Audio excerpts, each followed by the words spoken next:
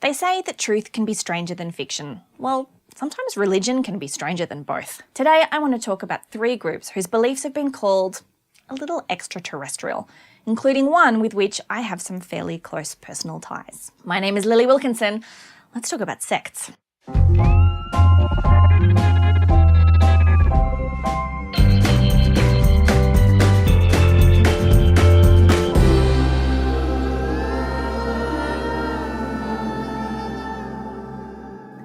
Realism was founded by French race car driver Claude Vorilhon, now known as Rail, in the mid-1970s. His teachings claim that humans are part of a scientific experiment by an alien race known as the Elohim. Rail claims that in 1975, he was taken to the planet of Elohim in a flying saucer, where he had dinner with Jesus, Buddha, Joseph Smith, and Confucius, all messengers of the green-skinned aliens. Later, he was introduced to some attractive female robots who entertained him all night long. Rail has written extensively about the saucy details of this night, and you can read it all on his website. The Elohim are allegedly coming back to collect all the data from their experiments in 2025, and Rail and his estimated 65,000 followers intend to build a $20 million extraterrestrial embassy to welcome them. Raelians support world peace, democracy, although they do believe citizens should meet a minimum intelligence level in order to vote, nudity, cloning, marriage equality, better sex education for children, and the abolition of mandated celibacy for priests.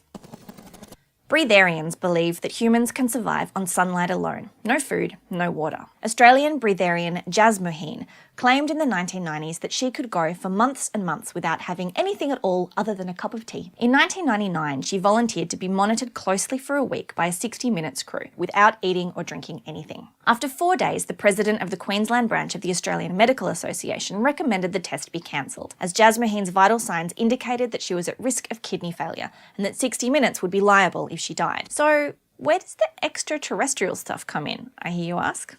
Well, Breatharian Institute of America founder Wiley Brooks danced with scandal when he, despite claiming that he never consumed food, was spotted outside a 7-Eleven with a Slurpee, a hot dog, and a packet of Twinkies. But according to Brooks, it's all part of the plan. The apocalypse is coming, he says, and the only way to ascend to Earth Prime is to become a 5-dimensional being. To do this, you must recite 5 magical words, some of which derive from Kundalini yoga, and then go to McDonald's and order a litre of Diet Coke, a double quarter pounder with cheese, and fries, and eat it all in the restaurant. Brooks claims that all McDonald's are constructed on 5th-dimensional portals. The fries are fried in 5-dimensional dehydrogenated oil. The Diet Coke is made of liquid light sweetened with 5D aspartame. As for the quarter pounder, cows are 5-dimensional beings incarnated on Earth to help convert humans into the 5th dimension. When is this apocalypse coming? December 21st, 2012. But it's okay. You might survive that and still have an opportunity to reach the 5th dimension as long as you do it before March 20, 2013. None of this explains the hot dog and the Twinkies. I could talk about Scientology for hours, but I only have 3 minutes, so I'm going to focus on the science fictionness of it, and then I'm going to say a couple of things about my childhood. Scientology is an official religion in Australia, the US, and the UK, although this classification has been controversial. In Germany, Scientology is considered an anti-constitutional sect, and it's classified as a cult in Chile and by some French government agencies. Scientology founder L. Ron Hubbard holds the Guinness World Record for most published works, 1,084. He wrote up to 100,000 words of fiction a month in the mid-1930s, typing onto a roll of butcher's paper so he wouldn't have to stop and change pages. Writing for Hubbard was intense. He would literally drip with sweat while he wrote. He never revised or reread his own work. His writing motto was first draft, last draft, get it out the door. Hubbard loved to write science fiction, so it's not entirely surprising that he thought a lot about aliens. He said he could see alien spaceships in the sky and would salute them as they passed. When you join Scientology, it seems like it's a self-help organization. It's all about communication and auditing, a kind of counseling. As you are audited, you climb certain levels until you reach the state known as clear, which means you are clear of body thetans. More on that in a minute. After you've become clear, there are more levels, the operating thetan or OT levels. Operating thetan level 3, or OT3, is the big one. It's allegedly where Scientology transforms from a self-help organization into a religion, and the OT3 materials are an extremely closely held secret. It's said that when you reach OT3, you are given a briefcase and ushered into a locked room to read the materials. Keeping the content of the OT3 documents a secret is one of the main reasons behind the Church of Scientology's extreme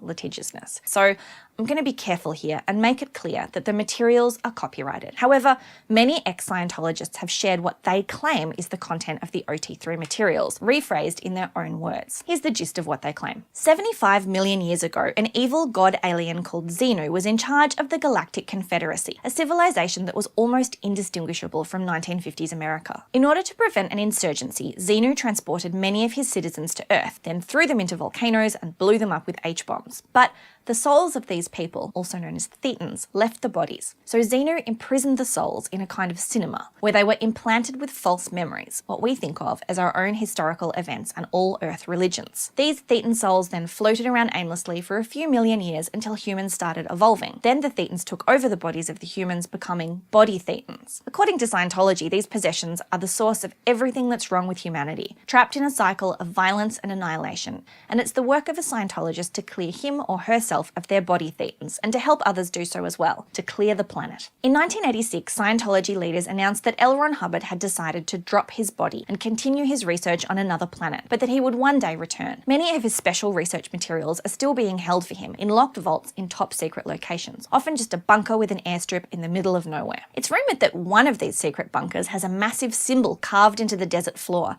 a kind of signpost for Hubbard's spirit when he chooses to return. If this is true, then maybe it looks a bit like this top secret bunker in the middle of nowhere with a giant symbol carved into the desert floor, spotted on Google Maps.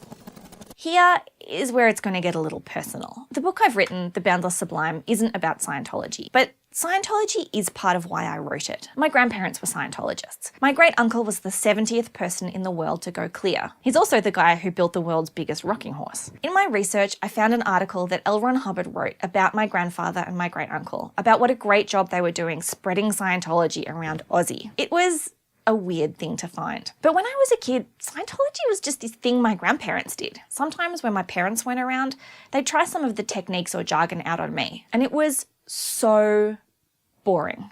Scientology was just ordinary. Catholicism, on the other hand, seemed totally bizarre to me. The Latin, the outfits, the eating of the literal, actual body of Christ. My parents aren't religious, but as well as the Scientology, my family also has ties to Guru Maharaji's Divine Light Mission, more yoga. So I grew up thinking a lot about the things that people believe and wondering why they believe in them. And that's what inspired me to write The Boundless Sublime.